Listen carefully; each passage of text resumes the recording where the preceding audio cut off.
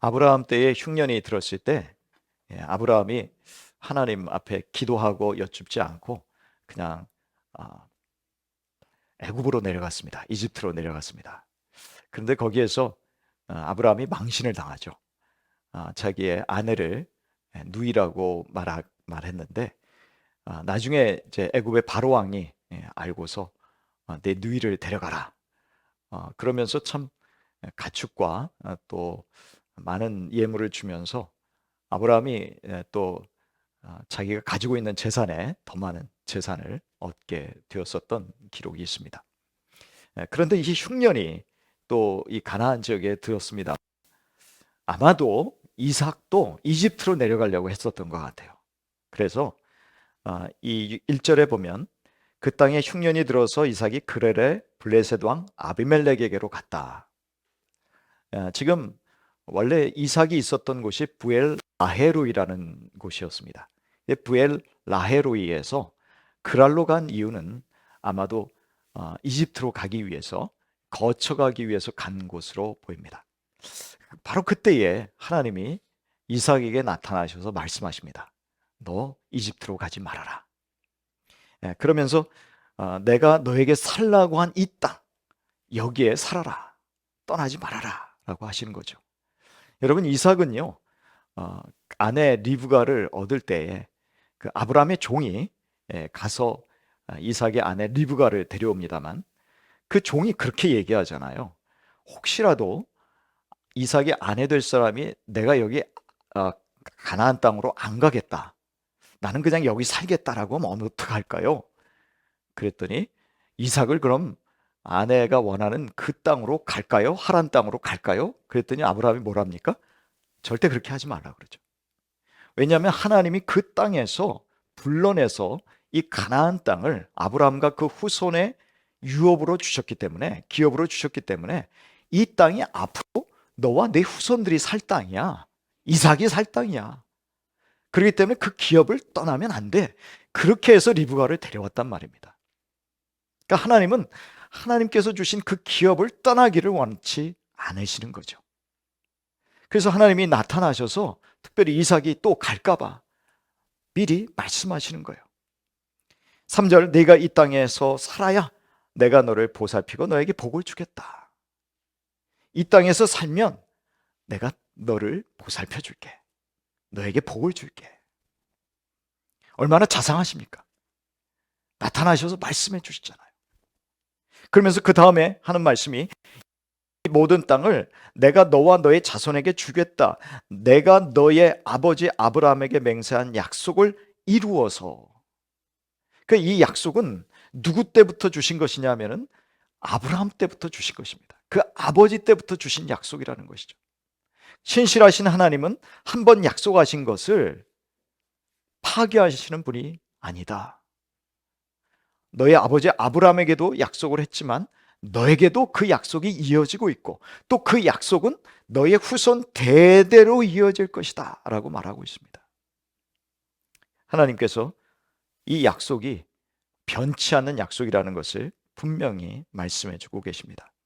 4절에도 너의 자손이 하늘의 별처럼 많아지게 하고 그들에게 이 땅을 다 주겠다. 창세기 12장에 나왔던 말씀, 또 15장에 나왔던 하나님의 축복이 반복되고 있습니다. 하나님은 아브라함에게 주셨던 동일한 축복을 아들에게도 주겠다, 그 후손에게도 주겠다고 말씀하고 계시는 것이죠.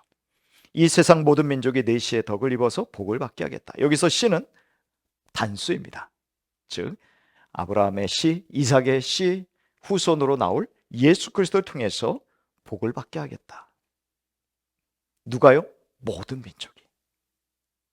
복의 근원이 되게 하겠다라는 약속이 계속 이어진다라고 말씀하고 있습니다. 자, 그런데 이렇게 하시는 이유가 뭔지 아십니까? 5절에 보십시다. 우리 5절 말씀을 다시 한번 같이 한번 읽어볼까요? 시작.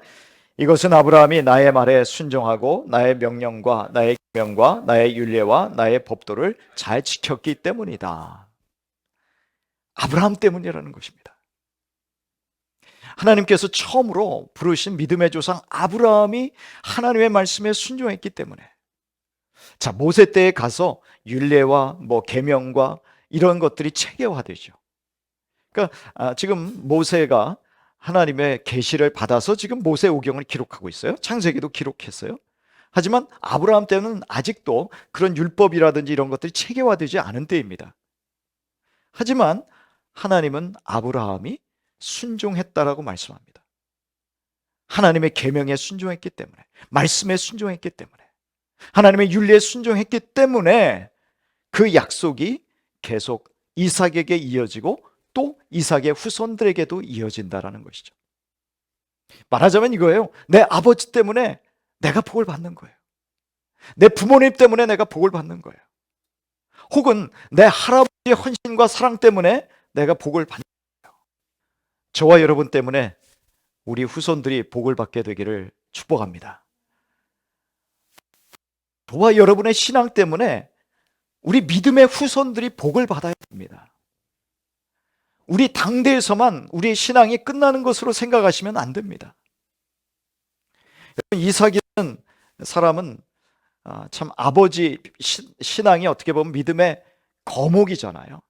그 거목 밑에서 어떻게 보면 그늘에 가려져 있는 그런 사람처럼 보입니다. 그런데 이 사람이 아버지가 떠나고 나서 얼마나 좀 마음이 힘들었겠는가라는 생각을 하게 됩니다. 마치 여호수아가 모세가 떠나고 나니까 힘들었을 거 아니에요. 그 거목이 떠나니까 내가 이스라엘 백성을 어떻게 인도해야 되냐 하는 것처럼, 마음에 걱정 근심이 많았던 것처럼, 아버지 아브라함이 거느렸던 수많은 종들, 군사들, 이렇게 많은 재물들, 또 이렇게 많은 가축들, 내가 이런 것들을 어떻게 내가 잘 매니지할 것인가 걱정이 많이 있겠죠. 여러분, 우리 후손들이 자기 조상의, 자기 아버지의, 어머니의 하나님을 찾을 수 있어야 우리는 성공한 것입니다. 우리 아이들을 위해서 여러분들이 기도해야 될 것이 있어요. 물론 아직 결혼 안 하시고 아직 미혼이신 분도 있습니다만, 미혼일 때 이 생각을 가지고 있어야 돼요. 결혼하기 전에 이 생각을 가지고 있어야 돼요. 아니, 지금 결혼하기 전부터 배우자를 위해서도 기도해야 되겠지만, 그러나 하나님께서 주실 자손을 위해서도 기도해야 된다는 말이죠. 저는 어떤 기도를 드리는 게 우리 자녀들을 위해서 가장 좋은 기도일까? 내가 하나님 아버지를 내 하나님 아버지로 고백했듯이, 주님, 내 아들, 딸도 자기의 하나님을 만나게 하여 주십시오. 부모님의 하나님이 아니라, 아브라함의 하나님이, 사라의 하나님이 아니라 내 하나님. 하나님은 아브라함과도 인격적인 관계를 맺으시지만, 그러나 그 자손과도, 후손들과도, 이삭과도 인격적인 관계를 맺기를 원하시는 것이죠. 근데 여러분, 오늘 말씀에 보면은 하나님이 먼저 말씀해 주시잖아요. 말씀이 없이 어떻게 하나님과 내가 인격적인 관계를 가질 수 있겠습니까? 하나님의 말씀을 읽고 묵상하며 그 말씀대로 살아가지 않는데 어떻게 하나님과 내가 인격적인 관계를 맺을 수가 있죠? 그래서 구체적으로 기도한다면, 하나님, 내 자녀가 하나님의 말씀을 날마다 읽게 하여 주십시오. 날마다 하나님의 말씀에서 떠나지 않게 해 주십시오. 처음에는 5분, 처음에는 1장. 그렇지만 점점 읽고 묵상하는 시간이 길어져서 하나님과의 깊은 교제 가운데 들어가서 그 하나님을 나의 하나님, 나의 아버지라고 고백할 수 있는 우리 자녀들이 되기를 원합니다. 하나님께서 이삭에게 그냥 머물러 있으라고 했더니, 순종했더니 하나님의 은혜를 주셔야 되는데 시험거리가 닥쳤습니다. 아버지처럼 똑같은 시험이에요. 이 역사는 반복된다 그러죠. 자녀들을 보면 왜 쟤는 안 닮아야 될 걸 닮아? 야, 참, 저 성질머리 나를 안 닮기를 바랬는데 그런데 그 성격이 또 하나님께 붙들리면 좋게 쓰임 받을 수 있습니다. 어떤 시험입니까? 아버지 아브라함도 자기 아내를 자기 누이라고 두 번이나 그렇게 이야기했지 않습니까? 오늘 여기 또 그 얘기가 나와요. 여러분, 그 당시의 사람들은요, 너무 예쁜 여자가 있으면 남편을 죽이기까지 했습니다. 그 여자를 뺏어오기 위해서. 그러니까 이삭이나 아브라함을 우리가 욕할 수 없어요. 그 당시의 분위기로 보면 제 아내가 하는 얘기가 천국에 가서 꼭 사라를 한번 보고 싶다고. 얼마나 예뻤는지. 그 나이 돼서도, 예? 거의 뭐 90살 이 나이에 됐어도 너무 예뻐가지고. 리브가가 지금 몇 살이나 됐는지 참 모르겠어요. 왜냐하면 지금 이삭이 한 100살쯤 됐을까요? 예? 그럼 리브가가 최소한 한 뭐 15년에서 20년 정도 적다고 치면은, 그러면 한 뭐 80살, 85살쯤 됐을까요? 그런데 너무 예뻐가지고 뺏길까봐 지금 걱정하는 거예요. 아내가 뺏길까봐 걱정하는 게 아니라 뭡니까? 자기가 죽을까봐 걱정하는 거예요. 아내 뺏어가기 위해서 자기를 죽일까봐. 그래서 아내를 누이라고 합니다. 그런데 들켰어요. 아비멜렉한테. 그래서 아비멜렉이 이삭을 나무랍니다. 당신 때문에 우리가 죄 지을 뻔하지 않았어. 그러면서 아비멜렉이 경고를 하죠. 11절에 보면 이 남자와 그 아내를 건드리는 사람은 사형을 받을 것이다. 순종하니까 망신도 당했지만 그러나 하나님이 지켜주셨어요. 하나님께 순종하면 여러분, 하나님 우리를 보호해 주십니다. 아멘. 순종할 수 있는 상황이 아닌 것 같아도, 그러나 우리가 하나님 앞에 결심하고 순종하면 하나님께서는 그 보상을 해주신다라는 말씀입니다. 그리고 나서 어떤 일이 있느냐면 12절의 말씀 우리 같이 읽겠습니다. 이삭이 그 땅에서 농사를 지어서 그 해에 100배의 수확을 거두어 드렸다. 주님께서 그에게 복을 주셨기 때문이다. 여러분, 100배의 수확이요. 참 희한하죠. 아브라함도 꼭 이런 사건이 있고 난 다음에 하나님이 또 재물을 많이 얻게 하셨어요. 그런데 이삭도 마찬가지네요.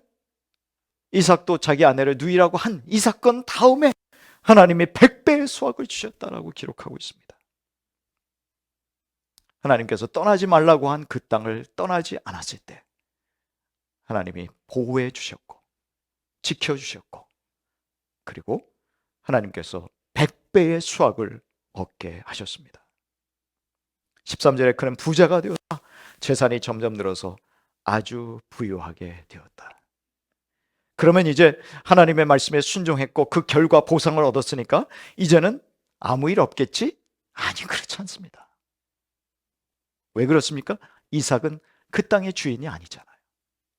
나그네잖아요. 이제 그 땅에서 자기의 자손이 그 땅의 주인이 될 거예요. 그렇죠? 이스라엘 백성이 나중에 가나안 땅을 정복할 것입니다. 그러나 그러기 전까지는 아브라함이나 이삭이나 야곱이나 다 그 땅에 나그네 신세일 수밖에 없다라는 것입니다. 여러분, 이 세상이 저와 여러분의 것인 줄 믿으십니까? 전혀 안 믿으시네요. 그런데 하나님께서 새하늘과 새 땅을 가지고 오시고 우리 예수님께서 재림하실 때 이 땅은 우리의 몫이 될 것입니다. 아멘. 예. 지금은 우리 땅인데 이 세상에 있는 사람들이 다 자기 주인 노릇하고 있어요. 우리는 밀려다닙니다. 우리는 자기 몫이 없어요. 집 하나 없어요. 자기 땅 하나 없어요. 그런데 하나님께서 우리에게 기업으로 이 땅을 주신다라는 이야기입니다. 이삭도 부자가 됐어요. 양떼도 많습니다. 여러분, 아브라함 때에 그 병사들, 사병이죠. 사병이 300명이 넘었어요. 그리고 모든 식솔들까지 합치면 1000명이 넘습니다. 대단한 부자입니다. 그런데도 밀려다니는 거 보십시오. 한번 볼까요? 14절부터 우리 16절까지 같이 읽겠습니다. 그가 양떼와 소떼, 남종과 여종을 많이 거느리게 되니 블레셋 사람들이 그를 시기하기 시작하였다. 그래서 그들은 이삭의 아버지 아브라함 때에 아브라함의 종들이 판 모든 우물을 막고 흙으로 메워버렸다. 아비멜렉이 이삭에게 말하였다. 우리에게서 떠나가시오. 이제 당신은 우리보다 훨씬 강하오. 밀려나는 거잖아요. 사실 이삭이 싸울 수 없었을까요? 병사들이 있습니다. 집에서 잘 훈련된 군인들이 있다고요. 여러분, 그래서 아브라함이 이룩한 이 가문은 한마디로 말하면 작은 왕국가 같다고 생각하시면 돼요. 그 당시에. 전쟁할 능력이 없어요? 아니요, 있습니다. 그런데도 시기에서 밀어내니까 그냥 밀려가는 거예요. 우리도 직장 생활 하든지 또는 우리가 살아가는 삶의 현장에서 억울한 일을 당하고 시기 질투를 당해서 또 손해보고 하는 그런 일들이 있겠죠. 그런데 여러분, 그것이 또한 우리 하나님의 자녀들의 운명이라는 것으로 받아들이시기를 바랍니다. 별로 반응이 없으시네요. 이게 우리 예배자의 모습이라는 거예요. 여러분, 그 이후에 우리 같이 한번 보실까요? 다시 한번 17절부터 22절까지 한번 쭉 같이 한번 읽겠습니다. 이삭은 그곳을 떠나서 그랄 평원에다가 장막을 치고서 거기에 자리를 잡고 살았다. 이삭은 자기 아버지 아브라함 때에 팠던 우물들을 다시 팠다. 이 우물들은 아브라함이 죽자 블레셋 사람들이 메워버린 것들이다. 이삭은 그 우물들을 그의 아버지 아브라함이 부르던 이름 그대로 불렀다. 이삭의 종들이 그랄 평원에서 우물을 파다가 물이 쏟아지는 샘줄기를 찾아냈다. 샘이 터지는 바람에 그랄 지방 목자들이 그 샘줄기를 자기들의 것이라고 주장하면서 이삭의 목자들과 다투었다. 우물을 두고서 다투었다고 해서 이삭은 이 우물을 에색이라고 불렀다. 이삭의 종들이 또 다른 우물을 팠는데 그랄 지방 목자들이 또 시비를 걸었다. 그래서 이삭은 그 우물 이름을 신나라고 하였다. 이삭이 거기에서 옮겨서 또 다른 우물을 팠는데 그때는 아무도 시비를 걸지 않았다. 그래서 그는 이제 주님께서 우리가 살 곳을 넓히셨으니 여기에서 우리가 번성하게 되었다 하면서 그 우물 이름을 르호봇이라고 하였다. 아브라함이 브엘세바에서 이 아비멜렉, 그러니까 현재 지금 왕 아비멜렉의 아버지와 계약을 맺었어요. 조약을 맺었어요. 평화 조약을 맺었어요. 그런데 아브라함이 죽고 나니까 아브라함이 팠던 우물들을 다 메워버렸어요. 여러분, 사람과의 약속은 믿을 게 못 됩니다. 그 아브라함과 아비멜렉이 맺었던 군대 장관 비골과 맺었던 언약은 뭐냐면 아브라함 당대만 이야기하는 것 아니에요. 그 후손들까지도 우리 서로 사이좋게 지내자, 평화롭게 지내자, 서로 침범하지 말자. 그런데 아브라함이 죽고 나니까 그 약속을 파기해버린 것입니다. 세상은 그런 거예요. 북한에서 내려오신 분들은 참 억울하신 분들이 많아요. 왜냐하면 북한 공산당들에게 내 자산을 다 뺏겼으니까. 지금도 집문서, 반문서 들고 계신 분들이 있다고 그러시더라고요. 내가 통일되면 내 땅 찾겠다. 우리가 실컷 노력한 것들을 뺏길 때가 있습니다. 우리 북한에서 남부로 내려오신 분들 중에서 신앙 좋으신 분들이 참 많이 있죠. 그런데 자기가 잘못해서 얻은 재물이 아니라 정당하게 노력해서 얻은 재물인데 다 뺏긴 거예요. 얼마나 억울하겠습니까?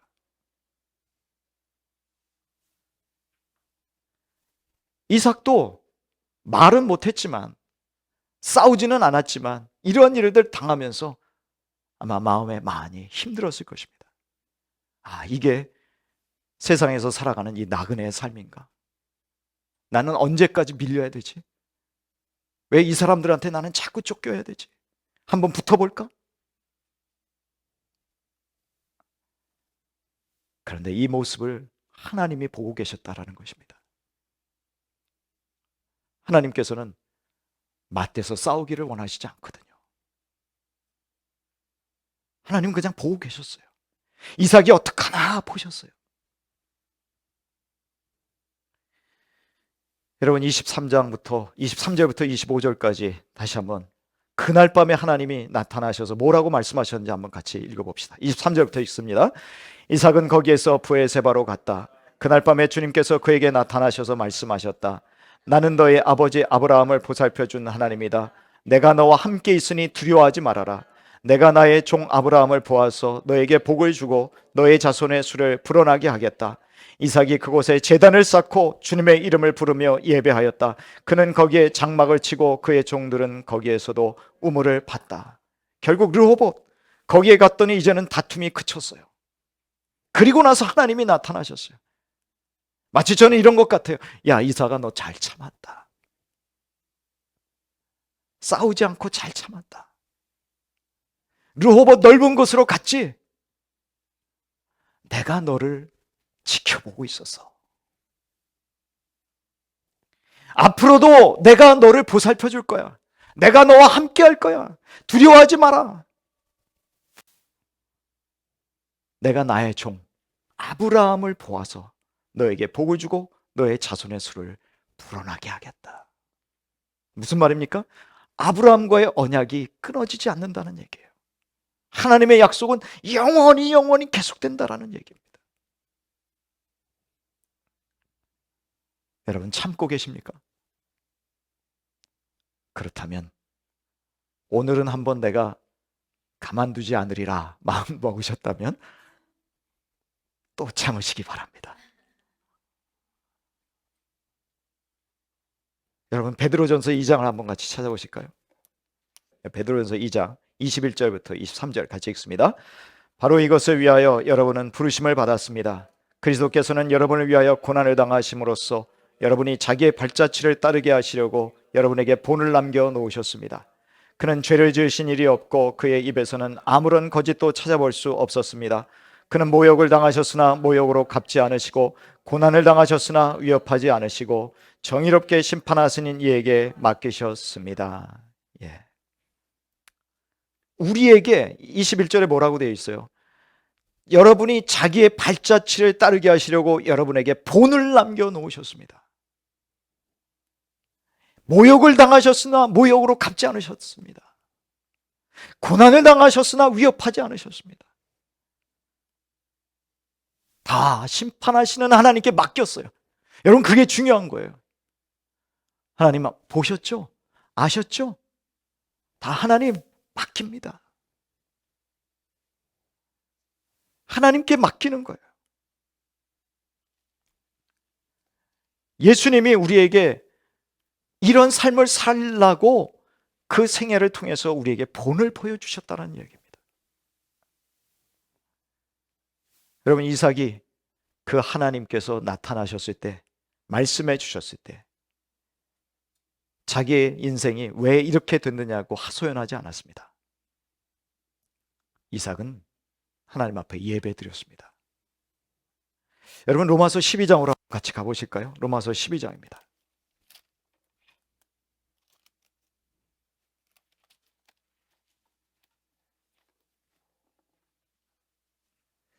우리 예수님은요 자신을 한 번 단번에 제물로 드리셨어요. 무슨 말입니까? 예수님은 하나님 앞에 자신을 제물로 예배를 드렸단 말입니다. 그러면서 사도 바울은 뭐라고 말합니까? 12장 1절을 우리 같이 한번 읽어보겠습니다. 12장 1절 형제자매 여러분, 그러므로 나는 하나님의 자비하심을 힘입어 여러분에게 권합니다. 여러분의 몸을 하나님께서 기뻐하실 거룩한 산 제물로 드리십시오. 이것이 여러분이 드릴 합당한 예배입니다. 우리말 성경에는 개정 성경에는 영적 예배라고 되어 있어요. 저는 영적 예배란 말이 더 맞다라고 생각합니다. 그러니까 우리가 짐승을 잡아 드리는 그러한 예배가 아니라, 그러한 제사가 아니라, 이제는 살아있는 우리 몸을 하나님께 드리는 산 제물로 드리는 그러한 예배를 우리가 드리게 됐다는 거예요. 그게 무슨 예배예요? 영적 예배라는 거예요.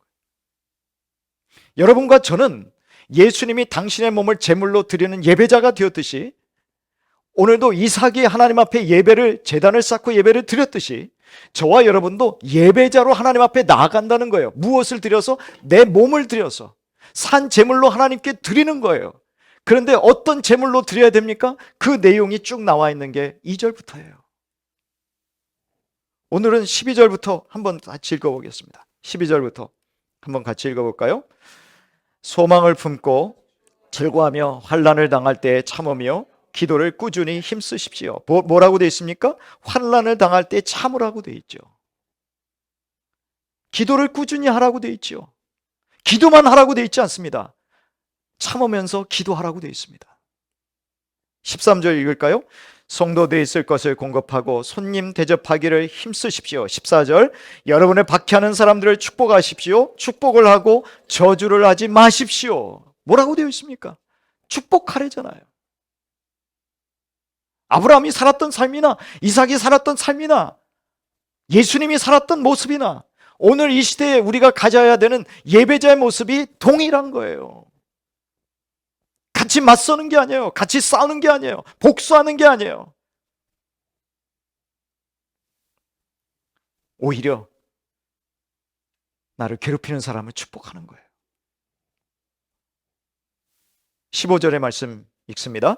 기뻐하는 사람들과 함께 기뻐하고 우는 사람들과 함께 우십시오. 공감해 주라는 얘기죠. 공감해 주라는 얘기. 16절의 말씀 같이 읽습니다. 서로 한 마음이 되고 교만한 마음을 품지 말고 비천한 사람들과 함께 사귀고 스스로 지혜가 있는 채 하지 마십시오. 예. 있는 사람들과만 사귀려고 하지 말라는 거예요.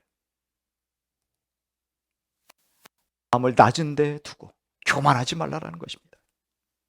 17절의 말씀 같이 읽습니다. 아무에게도 악을 악으로 갚지 말고 모든 사람이 선하다고 생각 일을 하려고 애쓰십시오. 18절, 여러분 쪽에서 할 수 있는 대로 모든 사람과 더불어 화평하게 지내십시오. 19절, 사랑하는 여러분은 스스로 원수를 갚지 말고 그 일은 하나님의 진노하심에 맡기십시오. 성경에도 기록하기를 원수 갚는 것은 내가 할 일이니 내가 갚겠다고 주님께서 말씀하신다 하였습니다. 아멘. 이게 제물이에요. 이게 산 제물이에요. 이 모습이 예배자의 모습이라는 것입니다.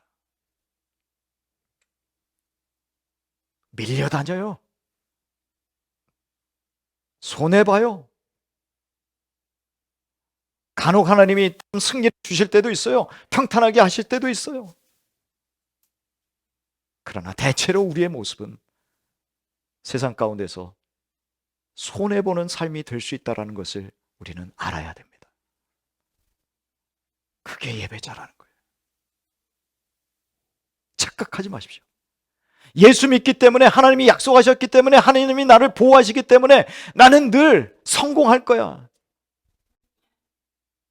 다 잘 될 거야.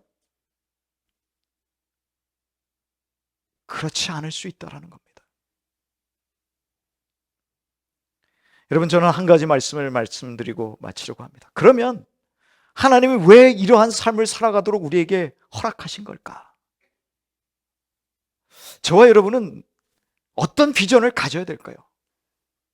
비전, 그러면 뭐 성공하는 거 생각하고 또 형통하는 걸 생각하고 잘 되는 걸 생각하고 그럽니다. 높아지는 걸 생각합니다. 그러나 성경에서 우리에게 알려주는 비전은 달라요. 그런 게 아닙니다. 내가 꿈을 꾸었으면 그 꿈이 이루어져야 된다라고 생각하시죠? 그 꿈이 안 이루어질 수도 있어요. 하나님이 우리에게 요구하시는 비전, 하나님이 우리에게 가르쳐 주신 비전은 다릅니다. 우리 마지막으로 마태복음 5장으로 넘어가겠습니다. 마태복음 5장 43절에서 48절까지의 말씀입니다. 우리 같이 한 목소리 읽겠습니다. 내 이웃을 사랑하고 내 원수를 미워하여라 하고 말한 것을 너희는 들었다. 그러나 나는 너희에게 말한다. 너희 원수를 사랑하고 너희를 박해하는 사람을 위하여 기도하여라. 그래야만 너희가 하늘에 계신 너희 아버지의 자녀가 될 것이다. 아버지께서는 악한 사람에게나 선한 사람에게나 똑같이 해를 떠오르게 하시고 의로운 사람에게나 불의한 사람에게나 똑같이 비를 내려 주신다. 아멘. 이것이 우리의 비전이라는 거예요. 너희들은 하늘에 계신 너희 아버지의 자녀야. 그래서 그 아버지의 자녀다운 삶을 살아가는 게 그게 너희의 비전이야 라고 말씀하시는 거예요. 이 세상에서 뭘 하는지는 중요하지 않아요. 내 꿈이 이루어져야 된다라고 너무 그렇게 생각하지 마세요. 저도 제 꿈대로 살고 있지 않습니다. 제 아내도 그래요.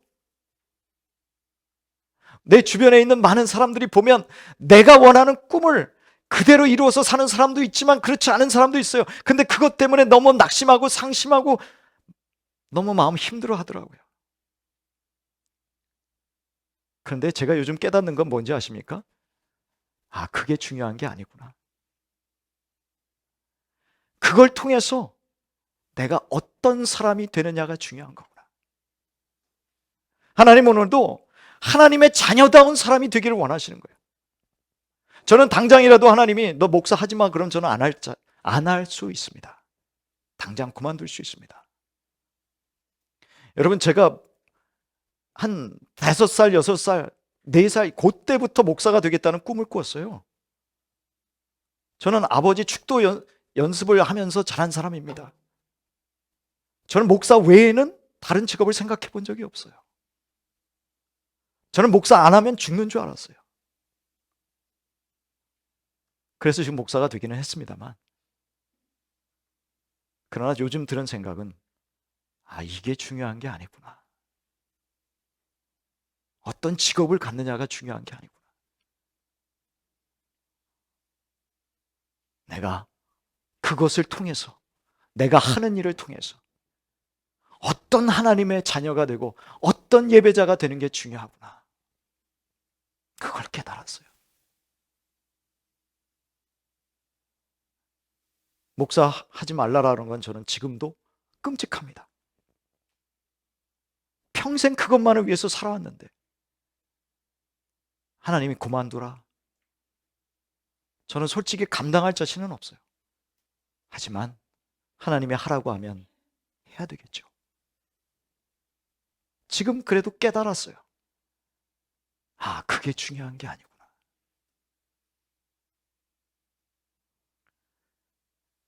하나님의 자녀다운 모습이 되는 게 중요하구나. 마저 읽을까요? 자, 46절, 47, 48절 같이 읽겠습니다. 너희를 사랑하는 사람만 너희가 사랑하면 무슨 상을 받겠느냐? 세리도 그만큼은 하지 않느냐? 또 너희가 너희 형제 자매들에게만 인사를 하면서 지내면 남보다 나을 것이 무엇이냐? 이방 사람들도 그만큼은 하지 않느냐? 그러므로 하늘에 계신 너희 아버지께서 완전하신 것 같이 너희도 완전하여라. 아멘. 완전해지는 게 우리 비전이 되어야 된단 말이죠. 직업은 목사인데, 타이틀은 목사인데 속은 좁아가지고 자기 자식, 자기 아내, 주변에 있는 사람마저도 포용 못하면 그게 무슨 온전한 사람입니까? 목사 이전의 사람이 아니죠. 제대로 된 사람이 아니죠.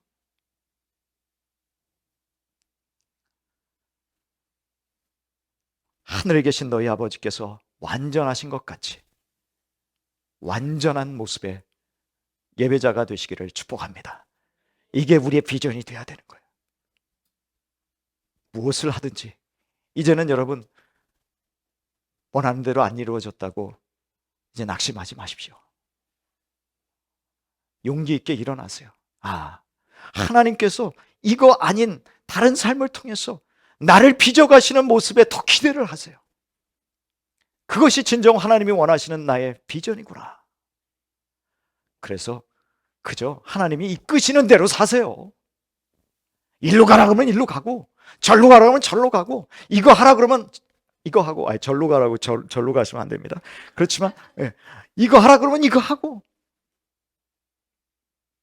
하나님이 이끄시는 대로, 그러면서 하나님이 원하시는 모습의 사람, 아브라함과 같이 이삭과 같이, 더구나 우리 주님의 모습같이 온전한 모습으로 예배자로 산 제물로 하나님 앞에 올려드리는 저희 모두가 되시기를 주님의 이름으로 축복합니다.